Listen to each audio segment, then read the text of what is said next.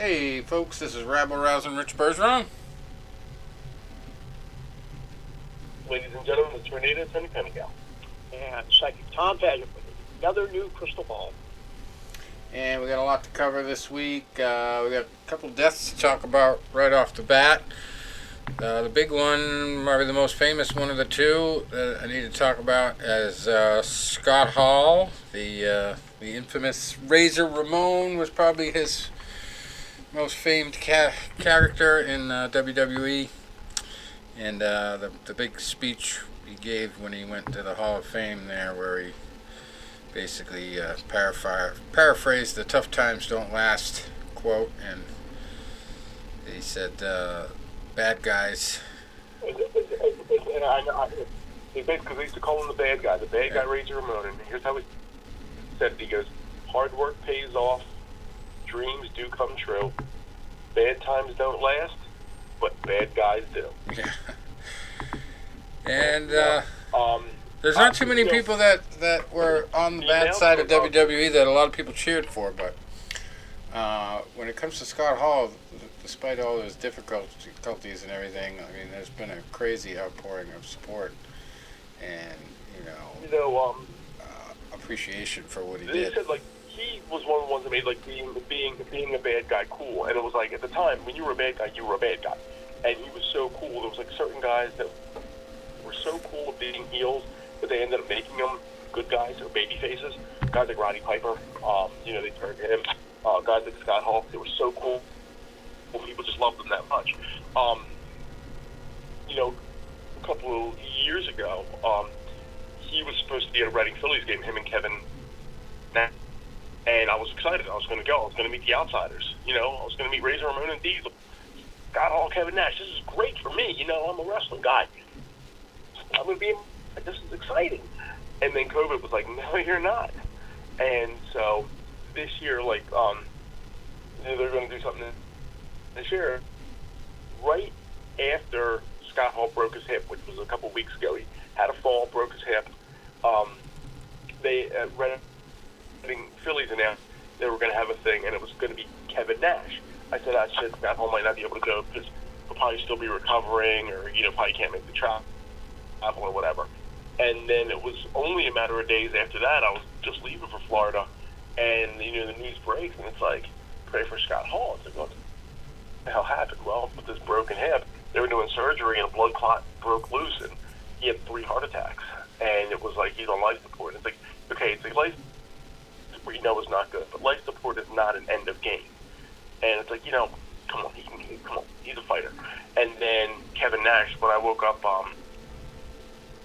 Monday morning, Kevin Nash was like, my best friend is pretty much gone. He goes, they're getting the family in place now, and they're going to be taking him off life support. And then a few people were getting pissed off because people were posting rest in peace, and he hadn't officially passed away yet.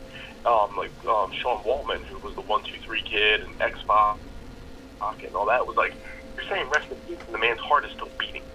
And he actually passed away at around, I guess, 8 or 8:30, because Hulk came into the bar 9.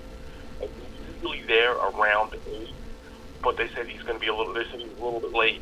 And I think he said because he got the news and he had to take a little bit of time to compose himself before he came in. And you could see that, I mean, he wasn't his self that night. I've seen videos of him there doing a happy hour and really, buying everybody a shot, brother. And you could tell, even when the people were singing, he was kind of sitting there and he was making the eyes, he was making the faces, but he wasn't there. Okay, somebody you've been on the road with a long time, it's hard. And you're right, there's an outpouring of support because he was a guy that was a larger than life individual. See, he made 2 gimmicks really work. Razor Ramon as the cocky heel bad guy / then good guy, and then the rebellious NWO Scott Hall. And he made being bad good, cool. He was the epitome of cool, and he's gonna be missed. All right. We also had another unfortunate incident from my home state of Massachusetts. involving a younger death, fighter named Christian Lubenga. Passed away after he competed in an amateur MMA fight Saturday, March 12th. Battle of St. Patrick's event, and his opponent was debuting in amateur MMA.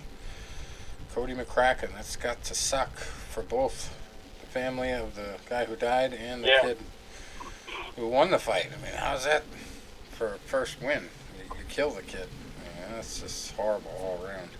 Yeah. So, thoughts and prayers for them. You take the Hollywood scenarios out of it, like the Ivan Dragos and other movies like that, when somebody maim or kill or paralyze an opponent.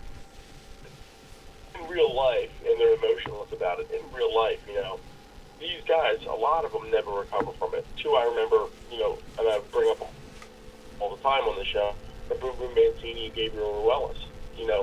Neither of them ever recovered from, their respective opponents' good deaths in the ring. Who's some good examples of fighters who have recovered? I would think of Joe Louis. Well, it should be Ray Robinson. I'm sorry. Yeah, I would say Ray Robinson. After he killed that guy, and he said, "Well, I'm in the hurting business," and he was able to put it behind him. Anyone else come to mind? Boom, boom. I mean, Max Baer never recovered from it. He went from fight with Camille. He went to a completely different type of fighter after that. He became a clown. He was afraid of doing it again. Yeah, now Sergei Kovalov had a couple of good years after he killed that fighter back. I think it was in Russia where they fought. And that was before his really big time. I mean, he scored a lot of knockouts, so I don't think he fit that category. He seemed to put it behind him, especially good. I don't know if he ever really could, though. Well, I guess Vitaly and Vladimir Klitschko are probably killing people right now over in Ukraine. On a lighter note. But I guess the way it's your mentality is either you're like, hey, it's business, I'm sorry it happened, it's business, or you're like, oh my God, this is the worst thing ever. Yeah, and the whole thing is, you accept the risk. No one wants that to happen. You just want to win, not much more, but, it's interesting. Talk about accepting risks. Well, we got a story here. You don't think you're taking risks going to a sushi restaurant most nights, but this story's been going around. There was a shooting that happened around 11:30 p.m. on Monday night in Houston at a sushi restaurant. 50 people were inside the restaurant when a suspect fired one shot in the bar area. And then a guy named Patrick Robinson and a guy named Kevin Holland, just recently fought in the UFC, ended up taking him down, strangling him, taking the gun away, and saved everybody. So, from lives lost to lives saved here. Great story going around. Kevin Holland. The biggest takedown of his life. Yes.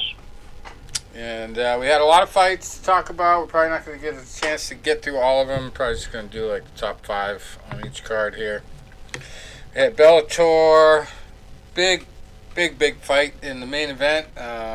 Actually, I ended up watching the whole thing, and I was very impressed with both guys' chins because they threw some leather at each other. Adam Borix took the win, goes to 18-1 over Mads Burnell, one of my favorite names for a fighter, Mads.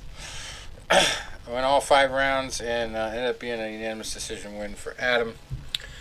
But Mads stuck in there. He just took some shots, though. Just kept coming forward. And then the co-main event was Phil Davis against Julius Anglickas. That was a 3-rounder, and Phil was masterful. Utilized his wrestling and his striking pretty well, and just dominated the action there. Johnny Eblen over John Salter. Also, that was a good one. Unanimous decision win for Johnny Eblen. Gadzi Rabadanov over J.J. Wilson, also by unanimous decision. Before that, we had Alex Belizzi beating Jose Augusto Azevedo Barros by rear naked choke, 49 seconds into the 3rd round. And Romero Cotton beating Freddie Sandoval by TKO in the first round, 1 minute and 39 seconds in. That's all we'll do for that one. And we had UFC Fight Night. Oh, that's tonight. Okay, UFC Fight Night 203. That was Thiago Santos against Ankalaev. And that was a win for Ankalaev. He goes to 17-1. Thiago takes his 11th loss, 22-11. And it was a unanimous decision, went all 5 rounds. I did not end up seeing that one, so I can't tell you. Yeah, I did. It wasn't really a burner, but as hard as Santos hits, I can't blame our man from the stand, for being cautious. And there you go. And we had Yadong Song, one of the FanDuel fighters that was expensive that did pay off. I had him on my winning lineup, my 1 out of 2. And he beat Marlon Moraes by knockout, 2 minutes and 6 seconds into the first round. Had a lot of people calling for Moraes to retire. And that was a knockout. Yeah. In boxing, if there was a count, they could have counted 100. Ooh. Yeah. And Bruce Leroy did not fare too well. Ended up losing a unanimous decision to Sadiq Youssef. And Khalil Roundtree, another good pick of mine, beating Carl Roberson by body kick and punches just 25 seconds into the second round. Had a real emotional speech, too, at the post-fight press conference. I caught it on Facebook, where they were kind of asking him, like, what would seem like just a run-of-the-mill question about, taking time off and coming back. And, what would you tell somebody who's sitting out there on the couch thinking, when can they, get back to normal or something like that was the question. And he just went into a little soliloquy of a speech there. And just kind of... I didn't hear about this. Yeah, he started crying right there on the stage. Talking about, how you should never give up on yourself. And it was pretty intense. But good stuff, It's great to see these people try to be more role model types and, influence other younger people coming up in the game. And by the way, that reminds me, game. Somebody who didn't know a damn thing about mixed martial arts posted a headline about one of the fighters, or it was like a whole story on one of the fighters that won their fight. I forget the guy's name, but he had a full 3-round fight and won by unanimous decision. So the author of the little article said he had a complete game victory. I've never heard that used in talking about MMA, but this guy did it. Anyway, Drew Dober beating Terrence McKinney, another good pick. Was Drew? I had McKinney on my losing. Yeah, card. that was. If you get a chance for this catch the replay, that was back and forth. Dober Yeah, was a lot of trouble. It was Drew was pretty much needing a miracle. He looked like he was getting blown away, and then bam, comes right back and wins the fight. 3 minutes and 17 seconds into the first, knee and punches by knockout. Then Alex Pereira coming in with virtually no professional experience, ended up beating Bruno Silva by unanimous decision. I did find out why that matchup was made. It's because Alex Pereira was like a kickboxing phenomenon before he ended up going into MMA. So that's where he got the boost. Well, you know who he beat in kickboxing, don't you? Who? Asanya. Ah. Okay. He beat him in. See, that's where the hype comes from for Pereira, because he's the last man to defeat Asanya. Since Jan did. Yeah, he beat him in kickboxing. So there's all this talk. He'll be moved up pretty quick. Because the middleweight division's pretty wide open. So if he can keep it up, it's going to be an intriguing matchup. We'll see how he does, still adjusting to the MMA style of kickboxing. But he looked okay. Right. For sure. We're going to run through these next ones real quick. Matthew Semmelsberger over A.J. Fletcher by unanimous decision. J.J. Aldrich over Julian Robertson by unanimous decision. Javid Basharat by Trevin Jones, unanimous decision. Damon Jackson over Kamuela Kirk by arm triangle choke. 4 minutes and 42 seconds into round number 2. We have Miranda Maverick over Sabina Mazo by rear naked choke. 2 minutes and 15 seconds into round 2. Cody Brundage over Dalcha Longiambula by guillotine choke. 3 minutes and 41 seconds into the fight. Guido won the Guido fight of the week. Guido Canetti over Chris Motino by TKO. 2 minutes and 7 seconds into round 1. Kind of hard to believe a guy with a record like Guido could knock Mutino out, and the phenom there that went up against some O'Malley there with he only had 1 week notice, Mutino, and he lasted the whole entire fight. Unbelievable. Yeah. Any given Sunday, I guess. First fight of the night was Azamat Mirzakhanov over Tufan Nchukwi by flying knee. 44 seconds into round 3. Alright, so that about does it for past stuff. Now we've got to get our guests on the show tonight. We have James Hagler Jr. and Ryan Roach, who is promoter behind the Fight Locker. It's called Fight Locker Promotions. Okay, so Marvin was one of our guests' uncle. Is that it? Yes, Marvin was James's uncle, James Hagler Jr. So, and the story was that he was forbidden from boxing at a younger age because of Marvin's bad experiences. Yeah, it's kind of sad that Marvin thought about that. It felt like this. He had far more successes than he had a couple of controversial decisions, but aside from that, his career was Hall of Fame first ballot. Oh, we got a message there. Hello, James. Hey, how you doing? Hey, this is Rabble Rousing Rich from Fight News Unlimited Combat Sports Show. We got Tom Padgett, we call him the Psychic, and Tony Pennical. How you also doing, James? online. How you doing, man? Hello? Hello. Hello. Ron. Oh, there we go. How you doing?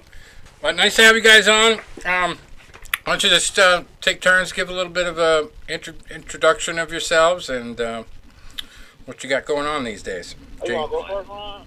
No, I'll let you go first. Fight is first, James. I'm James Hagler Jr., of course, grandson of Marvin Hagler. I live in Atlanta right now, but I'm currently in boxing autos. Just got connected with Ryan. We're looking for a fight with May 14th. Awesome.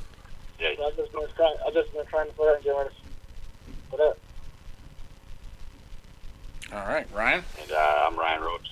Yeah, I'm Ryan Roach. I've been managing boxes since 2018. Grew up around the sport. Been involved in the sport since I was young. My grandmother used to take me around to fights, Barbara Roach. So I just come from the Roach family.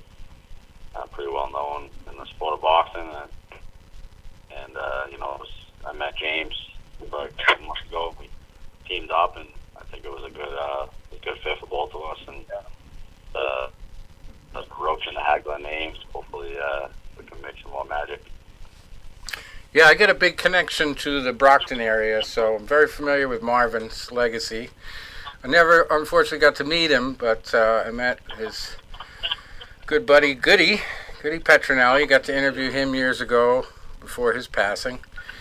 And also was good friends with a guy that we call the original Iron Mike Pusateri, who used to be good friends with your family and came up in the Roach gym there. Yeah.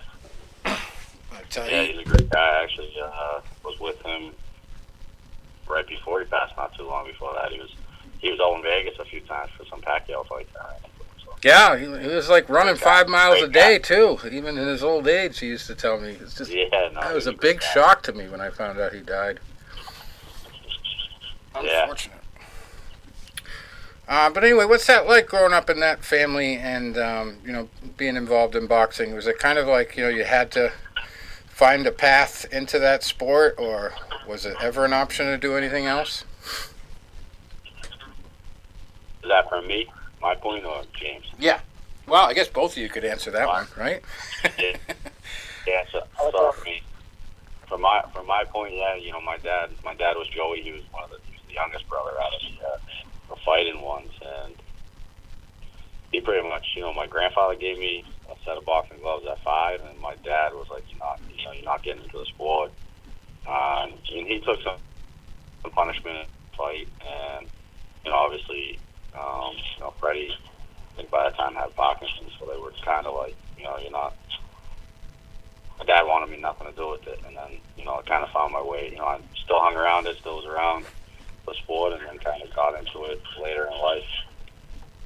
All right. Al, how about you, James? For my side, my granddad, he didn't want nobody to really do the sport. I think him and Uncle Robbie fought too. After he retired, he didn't want nobody to really pursue the sport. He wanted to play another sport. But I always wanted to box. It was my first time. So about 3 years old, when he left, he put my hands in one of his fight gloves. That's my first time being introduced to the sport. That's the first sport I really knew about. Mm-hmm. Awesome. And I'll say, the other day. Oh, go ahead, Rich. Oh, you go ahead. Well, guys, I don't know if you got my name when we were doing the intros, but I'm Tony. I'm from Tony the Tornado. I'm from Philadelphia. And the other day was, obviously, as we know, the 1-year anniversary of Marvin's passing. And shortly after his passing, I had got a Ring magazine in like a tribute. And for some reason, I kept it in the plastic that it was in. And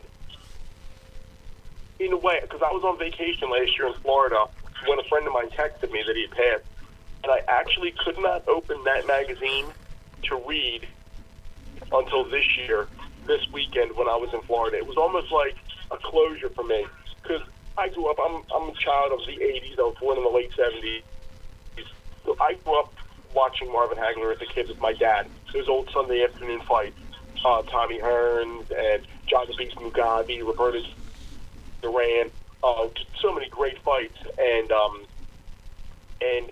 so in a way, like last year, was like you always believe when you see a guy that was so tough and so strong and so determined, and when they're gone, it's like, well, if somebody like that can pass away, that leaves no hope for any of us else. Somebody that much of a warrior will pass. There's no hope for a mortal man. Yeah, that was a shock for everybody. I thought like he was a superhero to me. I didn't think he could die. Yeah, like I was in Florida last year, and I had just come back from one night, and I woke up to a text message from my one friend back home, and I'm like, nah, man, he's got to be kidding me. And I went on social media, and it's like, he's not kidding you. Shock. It's best. I was shocked in 2 ways. Not only that he died, but also that he was living in New Hampshire, where I live right now. Oh, yeah. I had no idea. I thought he was still in Italy. New Hampshire every summer. He comes to New Hampshire every summer. Every year. Okay. Yeah, I wish I had known that. I would have tried to find a way to go out and meet him. I thought the same thing. Yeah, he used to be there from April all the way to September to fall. He did it every year since he moved out. So he went to a whole bunch of bars you could go to over there. Yeah. Yeah, a lot of bars are there. He go there every summer. Oh wow. James, a friend of mine, and a friend of mine who just passed away a couple years ago. He was an older gentleman. He used to actually train with Rocky Marciano back in Gleason's gym back in the 40s and 50s.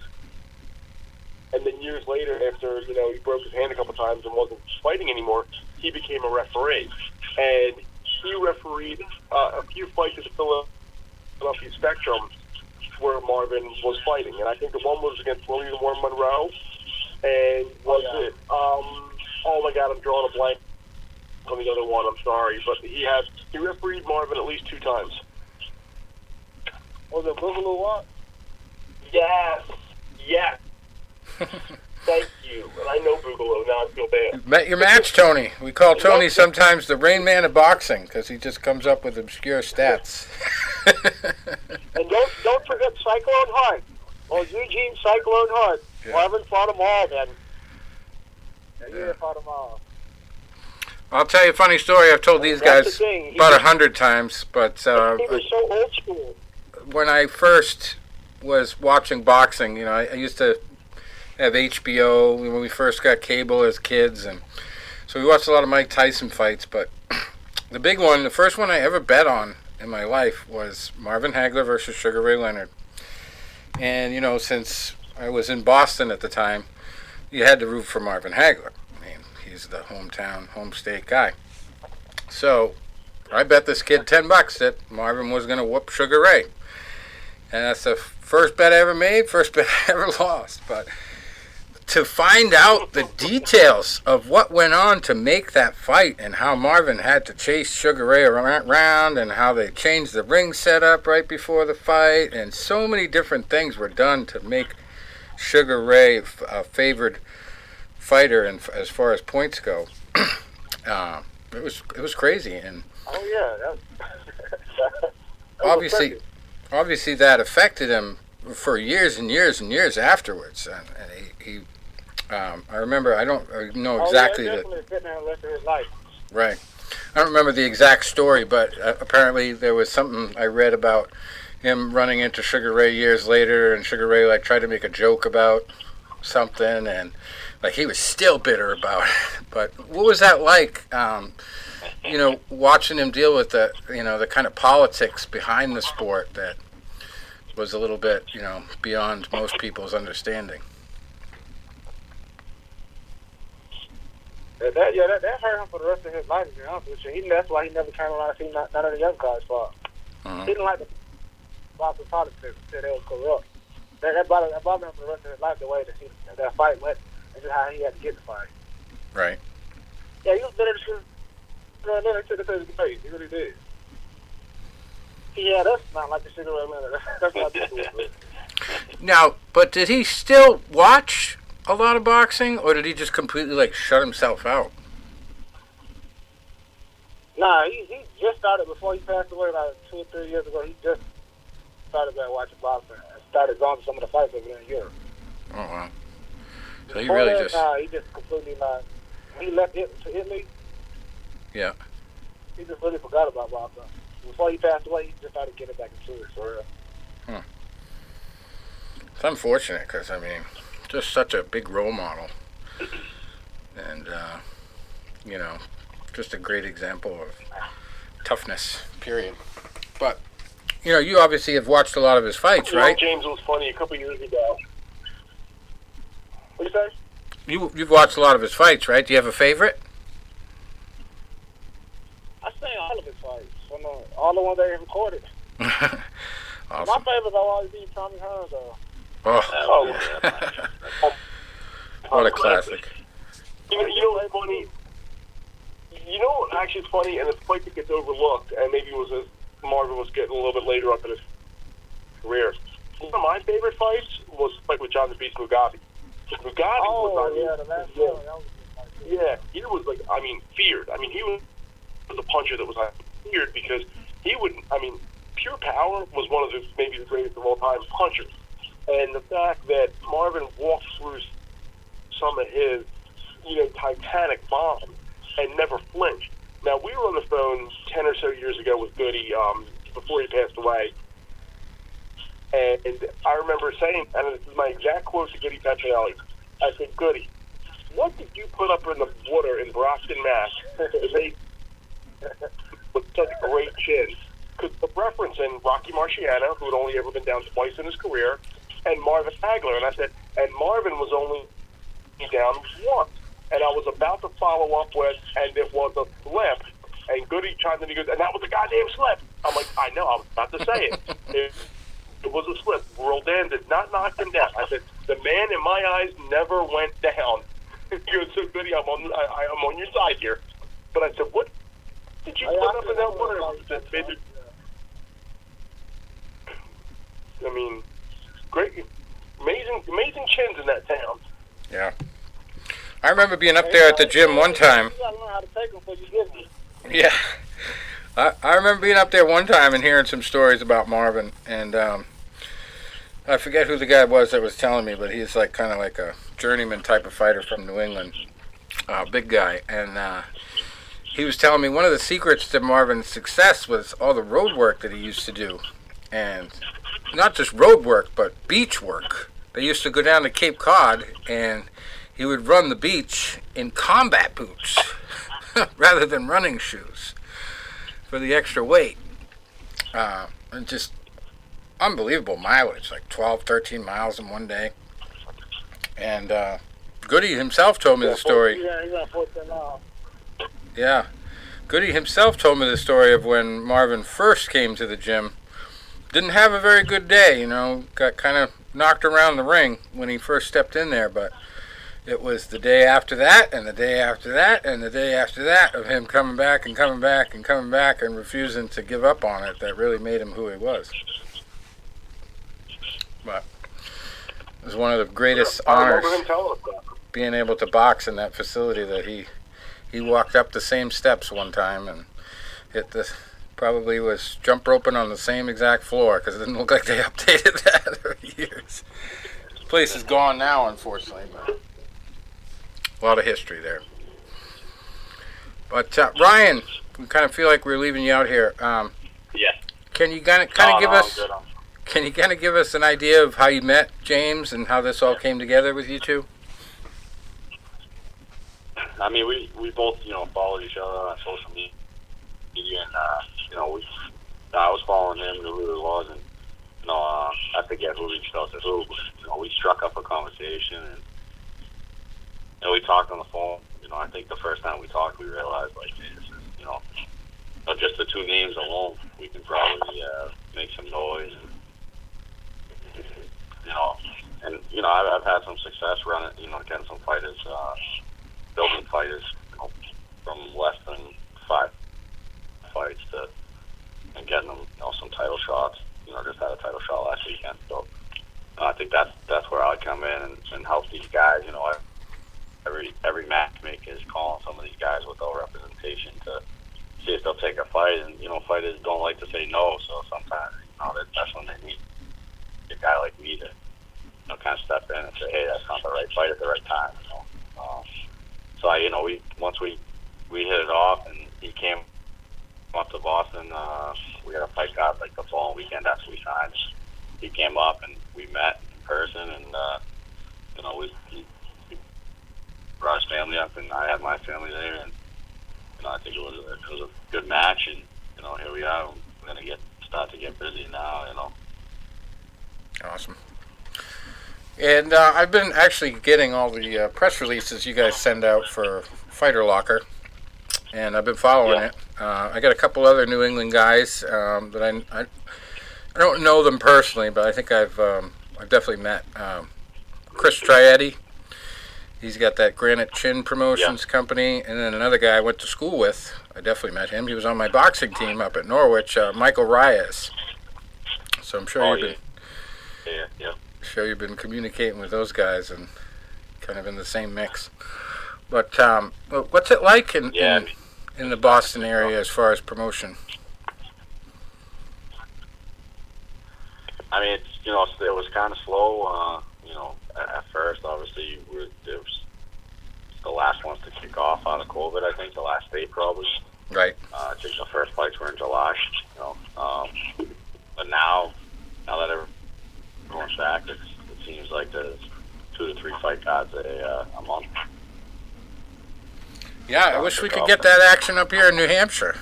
It seems like everything that happens up here is like an hour away from me. But the Lakes region. Yeah, I mean, A lot of summer people Yeah. up here. You get, yeah, it'd be nice to get something up there in the Lakes region. Yeah, I did go to an MMA fight at Meadowbrook, which they now call Bank of New Hampshire Pavilion, but it's this town of Guilford Yes. up here, and there's an airport right next to it, and it's just a phenomenal venue.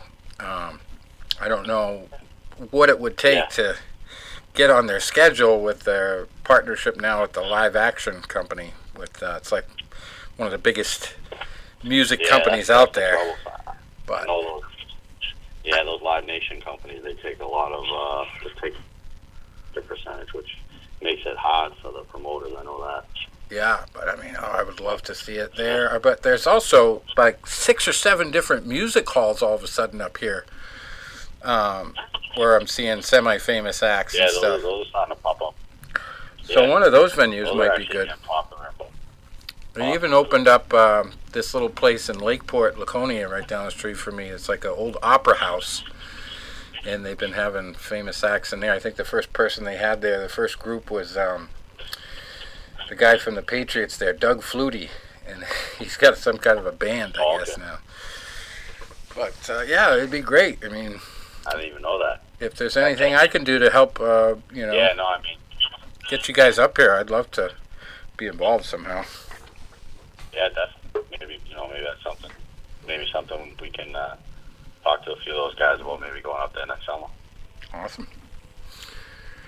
All right, It and takes a little bit to get a show together, but I think he can act. yeah, plenty of fans up here, that's for sure. And so, what's going on with James? You're having your first fight coming up. Is that? My first fight in Boston, actually. That's coming up. Is it going to be in Brockton? We're doing it in Dedham. Oh, Dedham. Okay, awesome. Dedham, yeah. And There's a little venue outside. We were going in the right outside the city, Dedham. It's on the Boston border, but it didn't have as many COVID restrictions as Boston. But now that Boston's open back up, maybe we can go in the city. And there has been some talks about maybe going over to the new. I was talking to one promoter that was possibly going over to the Rock Stadium in Brockton, which I think would be huge for James. oh yeah, Oh, yeah, that definitely I was in Brockton when I was in July. I was up there training with Demetrius Andrade. And the people down there, they just love my whole family and stuff. Like, they showed me a lot. I actually went to the gym. What gym is that over there? It was in the same area. Uncle Rob. Yeah, Capiello. I went to Capiello. Uncle Rob and him went in there. awesome. Yeah, Rich Capiello and I, we go way back too. I used to hang out with him a lot when we used to do all the Rocky stuff. I used to work with the Rocky Marciano Foundation. So I did a lot of stuff in Brockton. But Richie, yeah, he's a great guy. And, the whole Capiello family, big boxing people. So, anything they do is to support the sport. Good guys. In the city of Brockton, too. Really. Definitely good guys. They do a lot of amateur work. Yeah. I know Michael well. I don't know Rich. But. Now, James, obviously, you're coming into the sport with a hefty last name. So what does that kind of do to your psyche? Does it make it harder, or does it make it easier to get into the game and to think about your first fight? Well, this is not my first fight, but no, it's pressure. But really, I just be thinking about what I'm trying to do for myself. And obviously, I know I got some big shoes to fill and a legacy to protect. But no, it don't really bother me. Right. I'm just excited about fighting for her. That's something I've been wanting to do my whole life. Awesome. So you say this isn't your first fight? This is just your first pro fight? Is that what you're saying? No, it's gonna be my fourth pro fight. Oh, okay. Well, did not know that. I guess I should have read up on that first. Yeah. So you've been where else have you been fighting? My debut was in Ohio, and my last two have been in Atlanta. Oh, cool. So this will be your first time fighting in New England? Yeah, that's something big. My first fight up there, yeah, in Boston. But Massachusetts, yeah. Right. Yeah. Well, it's an automatic home field advantage, right? Oh yeah, it's a second. Yeah, the Boston, that is a second home to me. Like, I got my mother and my father from up there. Yep. Awesome. And I've been back and forth there my whole life. That's why I treat it like a second home for real. Right. Actually, my family said that's my first home. Awesome. And how did you get into it? Like, when did you first decide, all right, well, I know my grandfather said don't get into it, but I'm going to do it anyway? When did you decide to get serious about it? Funny story about that. It was back in 2014, 2015. I stopped playing because I played football. I actually played football up there too, in Franklin. But I was playing football, so I decided to stop because I wanted to start boxing. And when I told my granddad, he wasn't even mad about it. It started to come around by then, right? Come back to the sport a little bit. So after that point, yeah, because I told him my first fight, like the day before the fight. He and I was boxing until like the day before I had my first amateur fight. It was just in the Golden Gloves down in Alabama. Awesome. So he got to see you. So about 2015, that's when I started taking it serious. I competed and stuff. I started competing. Mm-hmm. Awesome. And so what was his thoughts about the whole thing?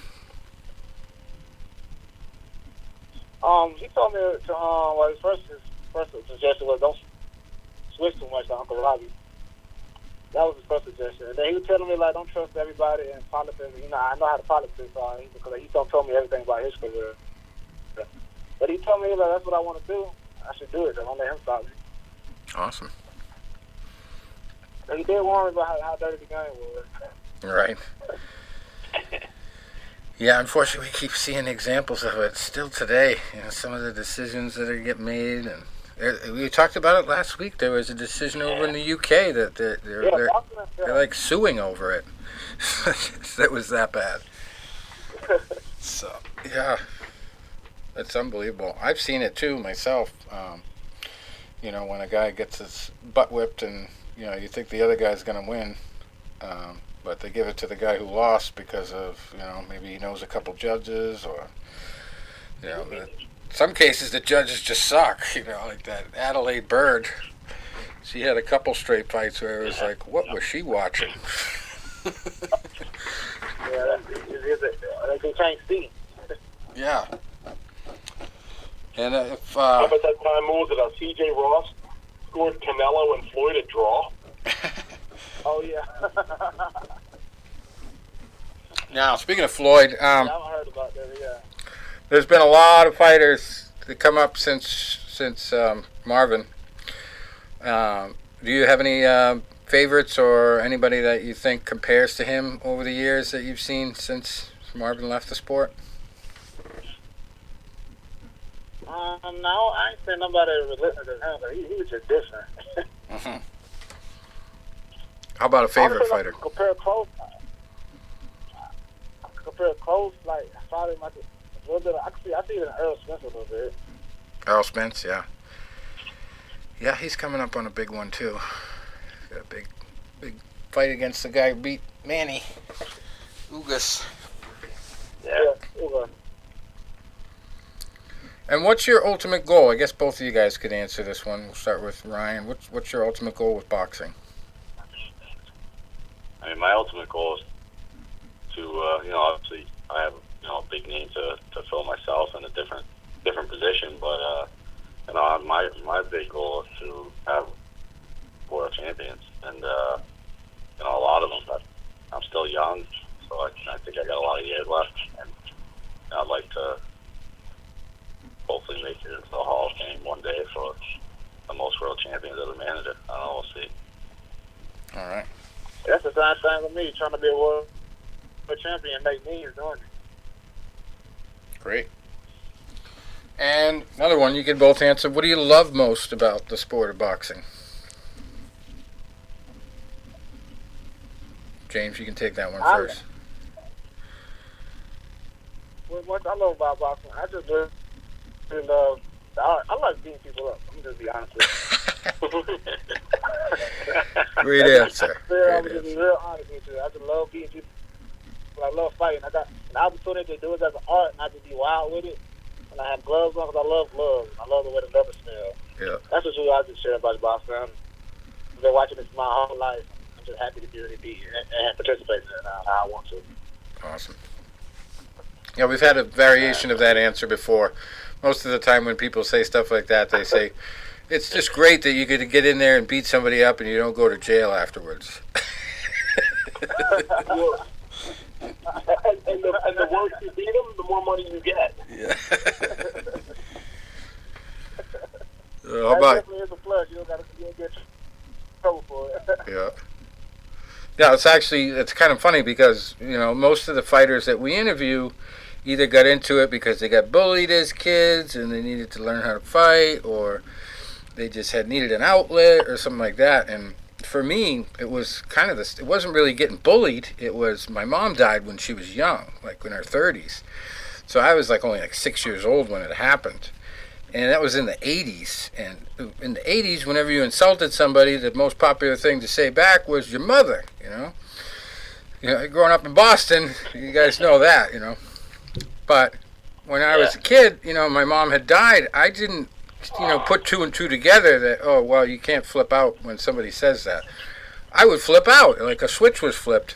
And so I had to literally get into boxing to prevent myself from getting arrested for beating people up. Because it would just really, it would be it would be kind of scary at times because, you lose all sense of decision making. It's just, boom, you go from calm and collected to losing your mind on somebody. and I had to figure out how to channel it. And that was the only way I could channel it. But, a lot of people said the wrong thing and got their ass whooped those days before I got collected. But right. One of the things that I say to people is, whenever I take kids and I work out with them and stuff, and I tell them where I came from. And, I said, I didn't have a reason to be angry growing up, but I was. And I didn't have a reason to have a chip on my shoulder, but I did. And, and a way for me to get recognition, I would get in fights. It was stupid, And I said, looking at it now in my 40s, and I'm like, man, somebody could have shot me. Somebody could have called the cops on me. Somebody could have hit me with a bat. They could have jumped me. Whatever. I could have got, my life could have really been down the tubes. I said, so when I started getting into boxing, every time I get mad, and I started hitting that bag, when I was done, I'd be exhausted. I wouldn't want to go out, and I wouldn't want to get in trouble, and I wouldn't want to go out and run the streets. And I said, and then I started getting an identity, and I started getting that respect that for so many years was my goal, was to get that respect. And I tell kids now, I said, you come to my gym, I said, I will teach you, I will, and will treat you with respect, and you will treat me with respect. When your mouth off, you're out. And I said, now I'll put you on that bag, and you can hit it, and hit it, and that bag's not going to call the cops. The bag's not going to jump you. It's not going to shoot you. It's not going to ruin your life. You can take out all your aggression, and when you're tired, you can go home with a peaceful mind, and tomorrow it'll be waiting for you again. And that's the philosophy that I believe in. Good stuff. Now, Ryan, we didn't get you to answer that. What do you love most about boxing? I just, the whole game, I love, pretty much everything about it, but I think it teaches you a lot about yourself, and I think it helps a lot of people, like the kids that get bullied, or the kids that have a rough upbringing, or, most kids have a story in boxing. You don't see too many kids get into a sport that, are real well off and anything like that. They're kind of fighting their way out of the community, or fighting their way out of the streets or something like that. So I think, there's a lot of characters in boxing. I like that part of it, but I think just the commitment and discipline you have to have, and it's a lone sport. There's no team. It's just you versus someone else, and I think that's a great part of it. It's kind of like modern day gladiators. Yeah. Yeah, it was sort of like my answer from Teddy Atlas when I asked that question. You kind of went on a rant about it, but it's basically saying, it's the only sport where you go in there by yourself and everything falls on your shoulders. And anybody that gets in there and has the courage to do that is the hero in my book, Can get up and get the courage to go step in between those ropes. It takes a lot of guts. Yeah, no, definitely. All right, well, I won't keep you guys too long, but I do want to give a chance for our third co-host here to chip in. So, Tom, you got a psychic prediction for these guys?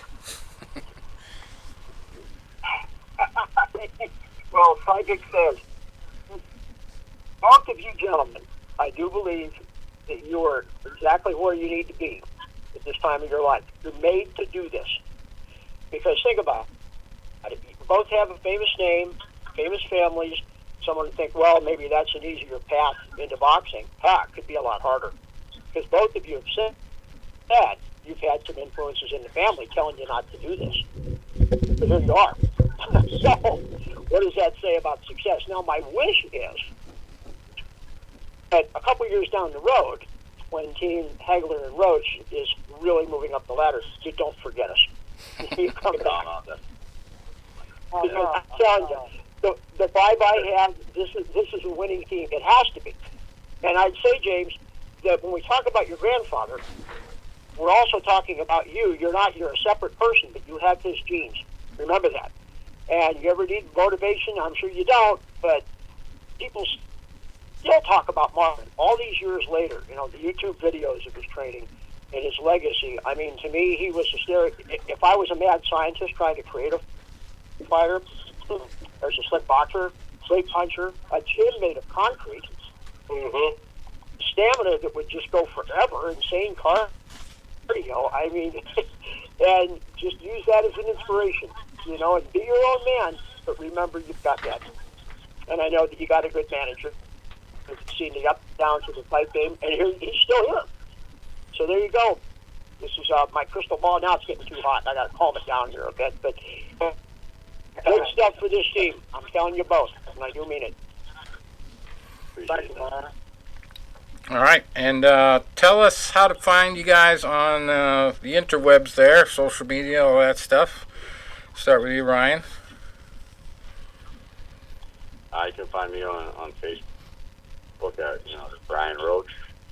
I usually tell people like the bug. It's easy that way. But, and then at Ryan Roach Official on Instagram. And then also my website fighterlocker.com.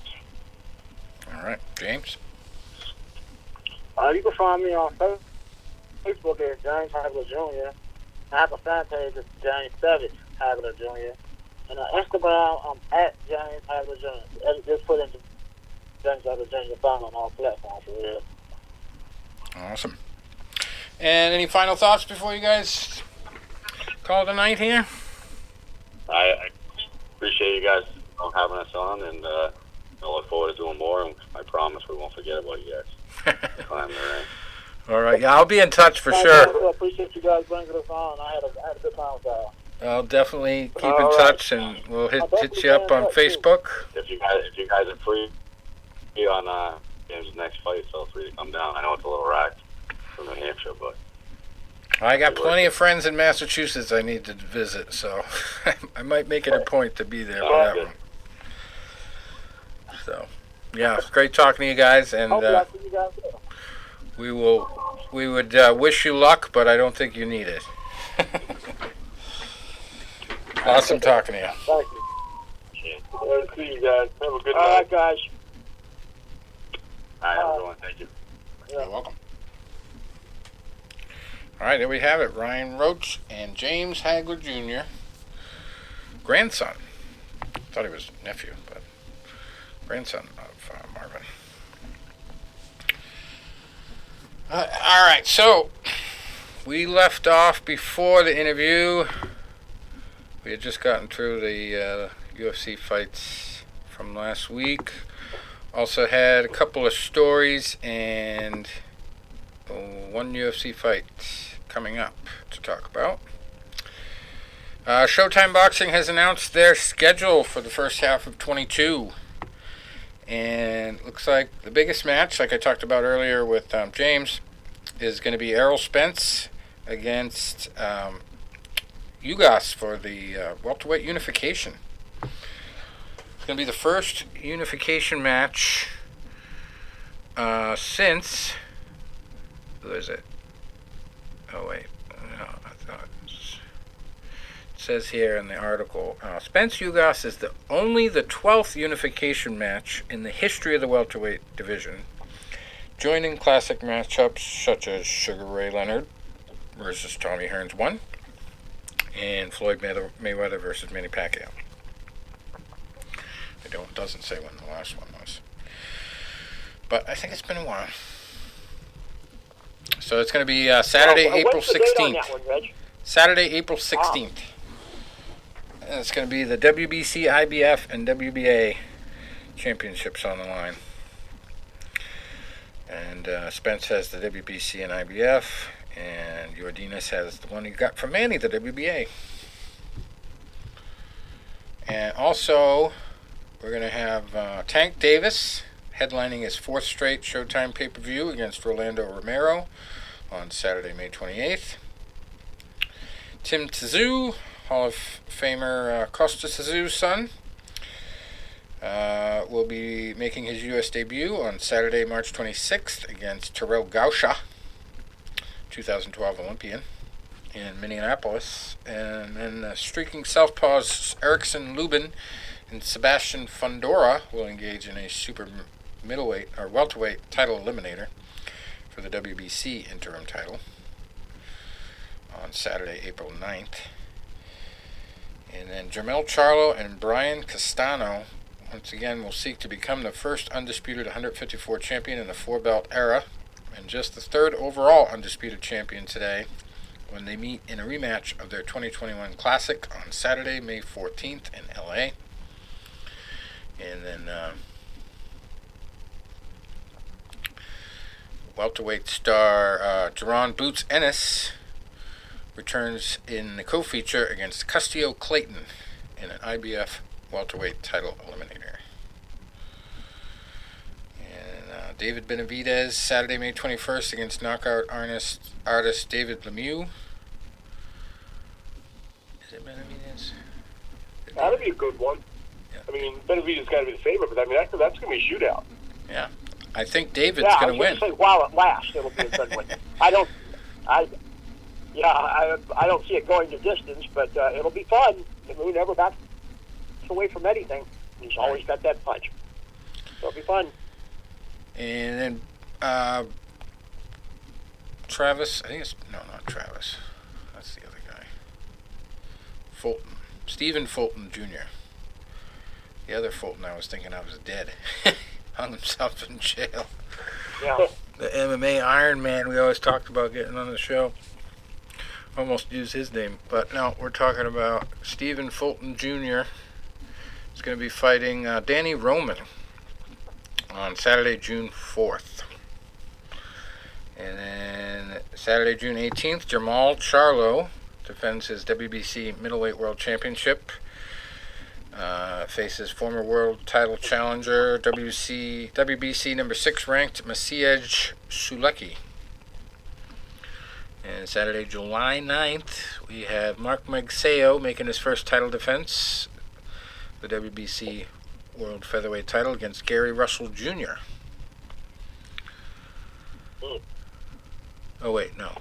Mark Magsayo will be fighting title holder, former super bantamweight title holder Ray Vargas. He's making his first defense since dethroning Gary Russell Jr. on Showtime. It was a big upset. So that's about it for the big ones. And we got another story from MMA. UFC has parted ways with Greg Hardy. No big surprise there. I don't think he's going back to football. But, well, he'll probably have to hit the smaller circuits now, but it's problematic if they'll get that much better with his lack of experience at his age. But we'll see Yeah. if he's going to. I haven't read press conference, any press clippings. What is Hardy saying? He said, "What a run! Your boy is far from done. Just got some fine tuning to do." That's what he said on Instagram. Thank you to all my fans and haters. I appreciate you all. Mostly, I appreciate my coaches, family, and the UFC for giving me the opportunity to shine bright. And it's probably the quickest person. Okay, so he'll hit the smaller circuit. Yeah, he'll hit some of the smaller shows, maybe.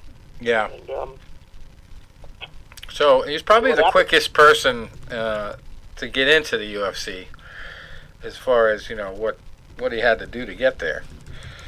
He didn't really have a lot of experience going in, and they just picked him up more for the name than anything, I believe. But like Brock Lesnar, he didn't Brock Lesnar get in his second fight or third fight. But at least he was from a sport that money. Had one of the disciplines of martial arts in it. Wrestling. Greg Hardy, I mean, that's true. Yeah, that's true. Really didn't have anything but football. I don't even think he wrestled in high school or college, which would be a start. But anyway, Hardy joined Sabina Mazo, Davi Ramos, and Jared Gooden as those were cut by the UFC.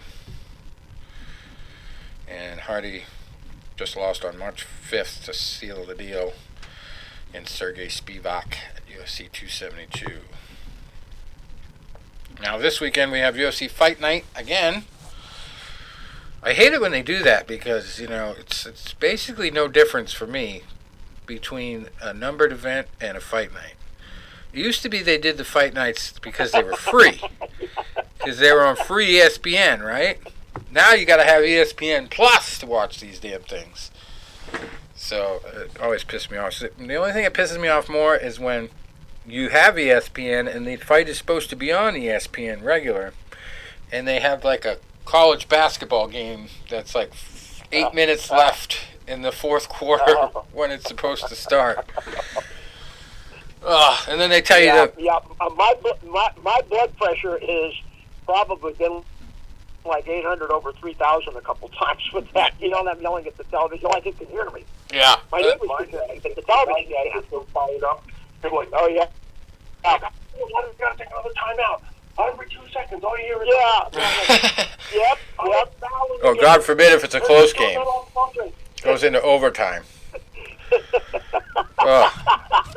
They do it with football, too. Well, then that's the final. I just break down and cry then. I just give up. And the cable company will be like, ESPN will put it on the ticker on the bottom. Oh, change to ESPN News to watch the fights. And then you try to go to ESPN News, and you don't get it. You don't get it with your cable package. So it's like, what the hell? Yeah, so you have to upgrade. Just go ahead and upgrade. I guess so. Oh, don't get me started on that topic. You know what? You guys remember Mad Magazine? Oh, yeah. Alfred E. Newman. My dad, and funny, I always remember the one, because the one picture was Scott Hall is Razor Ramon in it. And it goes, things that wrestling fans will only appreciate. And it's like booing that scum of the earth bad guy till the moment he turns good, and it's Scott Hall patting somebody on the head. And I'll get into the wrestling one another time.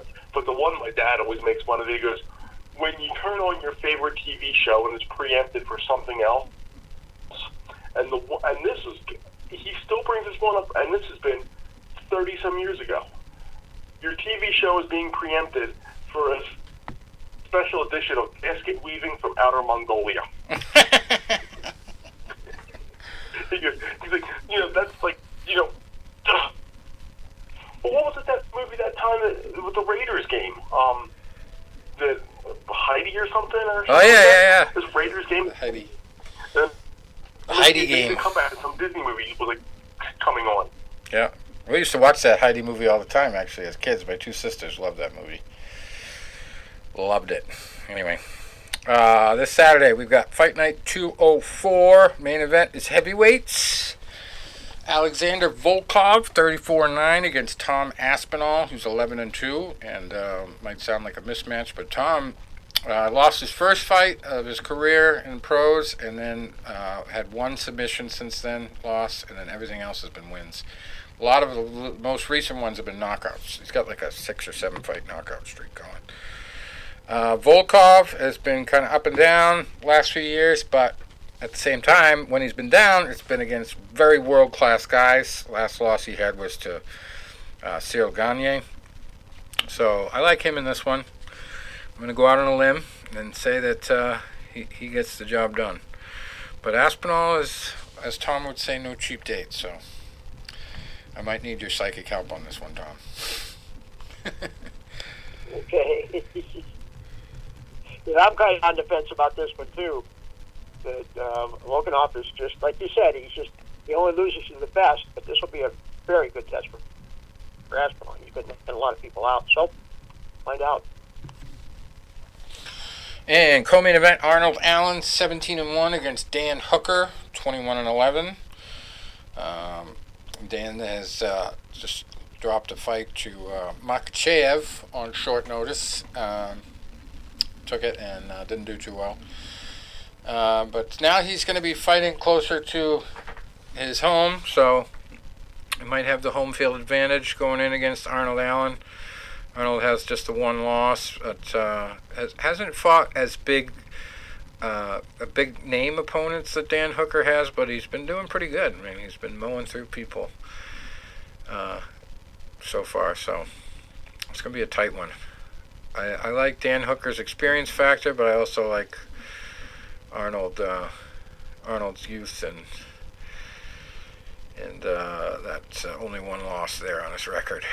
So it's a tough one. It's a toss-up, but if I had to gun to my head pick, I'd have to say Allen. Yeah, and I think Hooker, this will be his third loss in a row if he loses, so he's going to really have to make a stand. And then Paddy Pimblett, 17-3, fighting Rodrigo Vargas, who's 12-4, and he's a big money guy on FanDuel, believe it or not, this week. Even as a lightweight, he is expected to get another knockout here over Rodrigo Vargas. I haven't looked at his record too closely, but Paddy made his UFC debut in his last fight. And I believe he got lucky. I think he was getting his ass kicked the whole time and then somehow turned it around and got the knockout himself. But he came very close to being out on his feet before that happened. So I'm not quite on the Paddy Pimblett hype train just yet. We're going to have to wait and see how he goes at it with this Rodrigo guy. But I don't know. He might win. This is just one of those ones that I'm not buying yet. I'm not investing in the Paddy Pimblett legend that mass media is trying to tell us. And I don't think he's all that just quite yet. He's on like one of those Conor McGregor